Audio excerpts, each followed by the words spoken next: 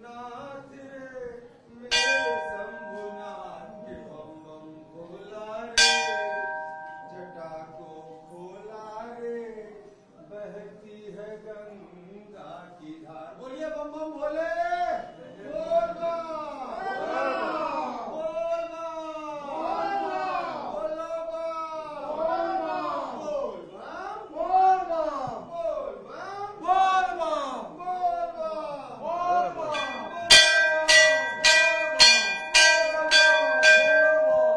देखो परिवेश आज पूरा शिवमय उठी संबलपुर सहर विभिन्न शिवाड़ मानक भक्त मान श्रद्धा मानकर भिड़ लगी। बर्तमान रही संबलपुर बालीबंधा सोमनाथ बाबा मंदिर में। यह मंदिर हूँ ऐतिहासिक मंदिर एवं शीतल षष्ठी जो परंपरा रही प्रथम एठार आरंभ होता जानते।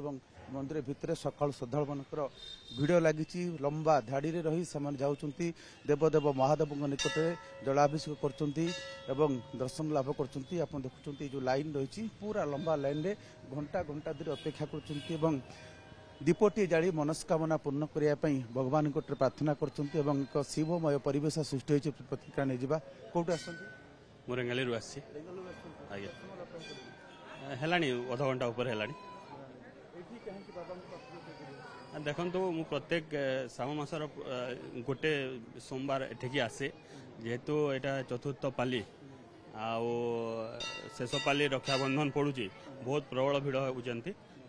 देवादी महादेव एवं माता पार्वती पर समस्त मंगल कामना कर घंटे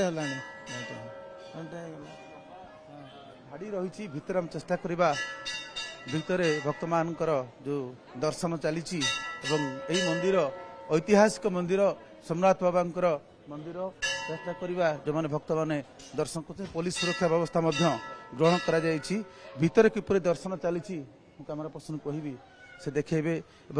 बाहर जो धाड़ी लंबी ये हजार हजार लोक लंबा धाड़ी रे अपेक्षा करके आसछंती हाथ में जलकुंभ जो रही लोटा हो कलश हो धरिकी आसछंती बाबा निकट में जल लागी करुछंती। ये बाहर दृश्य आप देखुले ये मंदिर भीतर दृश्य लंबा धाड़ी रे श्रद्धालु मैंने रहीकि दर्शन कर बाबा दर्शन कर। आध्यात्मिक परिवेश सृष्टि होती संबलपुर विभिन्न शिव मंदिर मानक जहाँकि भोर 4टा समय प्रथम काउड़िया मैंने जो मैंने बाहर आसते जलाभिषेक करते जल लगे करते साधारण भक्त मैंने दर्शन कर। चित्र आप देखुं सीधासख दृश्य ये बालीबंधार सोमनाथ बाबा मंदिर परिसर दृश्य